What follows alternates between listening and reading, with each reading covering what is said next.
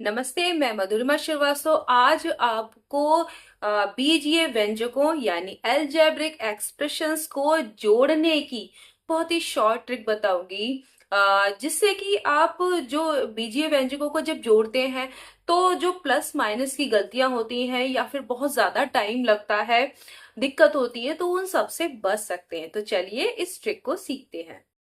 सबसे पहले मैंने बहुत ही छोटा सा एक क्वेश्चन लिया है। यहाँ पर दो बीजीय व्यंजक हैं, इनको जोड़ना है। ठीक है, तो शुरुआत कैसे करते हैं? तो यहाँ पर आप देख रहे हैं कि यहाँ पर दो चर राशियां हैं, ए और बी। ठीक है, तो आप क्या करेंगे, ए इधर लिख लीजिए, बी इधर लिख लीजिए। आप देखिए ए और बी इसमें भी है, ए और बी इसमें भी है। तो इनके जो कोफिशिएंट है यानी गुणांक हैं, यहाँ है 7 और यहाँ है 3। देखिए पहले वाले में क्या है, ए 7 है और 3, केवल इनको लिखेंगे गुणांकों को, और ए और बी कुछ नहीं लिखेंगे। यहाँ पर क्या है, 5 है और यहाँ -2 है। बस इस तरीके से जोड़ दीजिए। यहाँ जोड़ेंगे तो देखिए इसमें हासिल या इस तरफ जाता आता नहीं है, इधर का इधर करना है, इधर का इधर जोड़ना है। तो यहाँ देखिए क्या हो गया, 3 में से अब यहाँ 2 जाएंगे तो क्या बचेगा, 1 बचेगा प्लस का, और यहाँ 7 और 5 दोनों ही प्लस के हैं तो क्या हो जाएंगे, 12। अब क्या करना है, यहाँ पर क्या है, ए है तो यहाँ ए लिख दीजिए, और चूंकि ए जो 1 है वो प्लस का है तो आपको यहाँ पर प्लस लगा देना है। 1b, अब 1 को 1b लिखें या 12a+b, बात एक ही है। ये आपका आंसर आ गया। तो आपको जैसे आप जोड़ के सवाल करते हैं अंक गणित में, बिल्कुल वैसा ही कर देना है। तो ये था एक छोटा सा सवाल ताकि आप ये स्टेप सीख सकें। अब हम इससे थोड़ा सा बड़ा सवाल लेते हैं, क्योंकि जब बड़े सवाल आते हैं, छोटे सवाल तो आप कर लेते हैं, जब बड़े सवाल इस तरह के होते हैं तो उसमें दिक्कत आती है। जैसे कि द्विघात के अगर बीजीय व्यंजक है तब, जैसे 4x² + 3x - 5, एक मैं ऐसे ही ले लेती हूँ, और एक ऐसे ही लेती हूँ दूसरा, 2x² - 5x + 8। अब ये दो हमने ले लिए, तो इनमें भी बिल्कुल वैसा ही करना है। x² वाला लिखना है, फिर x वाला, और फिर कांस्टेंट। कांस्टेंट को x की पावर 0, क्योंकि x की पावर 0 का मान 1 होता है, यानी यहाँ पर कोई चर नहीं है, चर की घात कितनी है, 0 है। तो उसको कांस्टेंट को हम इस तरीके से लिख लेते हैं। ठीक है, तो यहाँ पर x² की जगह पे पहले वाले में 4 है, यहाँ 3 है, कोफिशिएंट को उनके देखेंगे यानी गुणांकों को, और -5 ऐसे ही लिख लिया। दूसरे में है 2 -5 8। आसान है, देखिए इसमें जोड़ना है तो क्या करेंगे। अब यहाँ पे देखिए -5 है और 8 प्लस का है, तो प्लस के कितने बचेंगे, 3, आपको पता ही है।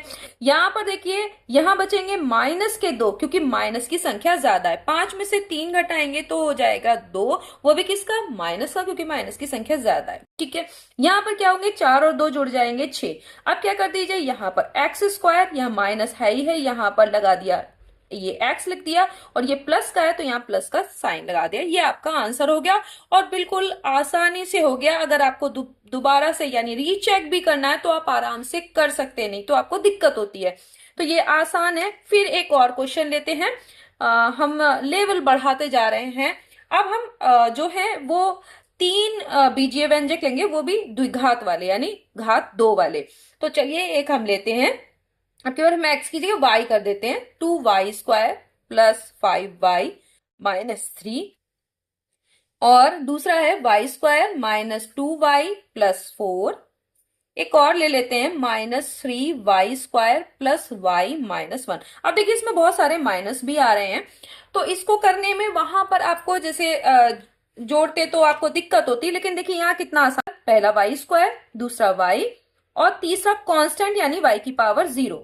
तो यहाँ पे ये लिखना नहीं, y की पावर 0 का मान 1 ही होता है, इसलिए यहाँ पे इस तरीके से लिख लेते हैं, यानी घात 2, 1 घात और 0 घात वाले।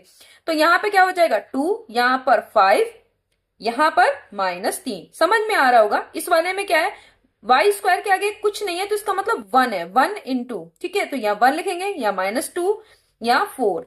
इस वाले में क्या करेंगे, -3, और यहाँ पर क्या लिखेंगे, 1, और ये -1। अब इन्हें जोड़ना है, जोड़ना समझ में आ रहा होगा। यहाँ देखिए माइनस के 3 और माइनस का 1, कितने हो गए, -4। -4 और +4 कैंसिल हो जाएंगे, यहां कुछ नहीं बचेगा, 0 बचेगा। ठीक है, क्योंकि -4 ये और +4 तो 0 हो जाएगा। यहां पर देखिए 5 और 1 6 प्लस के 6 में से 2 घटाएंगे माइनस के तो कितना हो जाएगा, 4 बचेगा। यहां देखिए 2 और 1 3, और माइनस के भी 3 है प्लस के भी 3, तो ये भी कैंसिल होकर 0। तो 0y² प्लस, क्योंकि यहां पर प्लस का है तो यहां 4y और +0। तो आप यहां समझ रहे हैं कि ये भी पद 0 है हमारा, ये भी 0 है। आंसर कितना आएगा, ये 0 हो गया, ये भी 0, तो आंसर आपका आ गया 4y। तो ये आपको करना, अगर आपको इसको रीचेक भी करना हो तो आपको यहां पर देखना आसान होगा। तो ये आपको समझ में आ गया होगा कि हम किस तरीके से इन क्वेश्चंस को करेंगे। एक और ले लेते हैं ताकि आपको समझ में आ जाए। मैं यहीं पे कर देती हूं ताकि आप सारे सवालों को एक साथ देख सके। तो हम यहाँ पे करते हैं, ये आपका 4 नंबर में यहाँ पे कर देती हूं और इनको लिखते हैं 6p + 4q + 5, एक ये है। और आपका दूसरा क्या है, 3p - q + 2 -2p - 3q - 4। तो ये 3 आपके जो हैं वो बीजीय व्यंजक दिए हुए हैं। तो ये आप लिखेंगे p, फिर q, फिर कांस्टेंट वाले के लिए यहाँ पर आप p और q अलग अलग हैं तो ये आप लिख सकते हैं कांस्टेंट के लिए कांस्टेंट या c का मतलब कांस्टेंट। ठीक है, तो आपका यहाँ पर यानी अचर पद जिसमें कि चर ना हो। ठीक है, तो ये कांस्टेंट वाला रख दिया।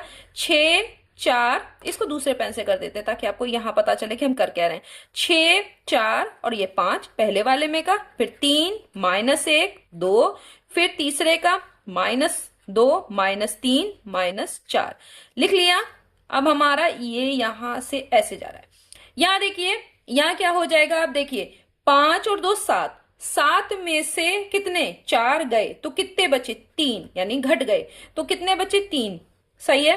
अब यहां पर देखिए -4, -3 और -1 -4 और प्लस का 4 कैंसिल हो गया 0। ठीक है, यहां पर क्या है, प्लस का है तो प्लस का साइन। यहां देखिए 6 और 3 9, 9 में से 2 गए 7, तो 7 क्या हो गया, p + 0q, तो कितना बचेगा, 7p + 3। ये आपका आंसर हो गया। तो आपने देखा कि कितनी आसानी से हम जैसे अंक गणित में सवाल करते हैं वैसे बीज गणित में बीजीय व्यंजकों को जोड़ सकते हैं। तो आपको ये विधि कैसी लगी कमेंट में जरूर बताइएगा। नेक्स्ट वीडियो में हम फिर मिलेंगे किसी और शॉर्ट ट्रिक के साथ, तब तक के लिए धन्यवाद।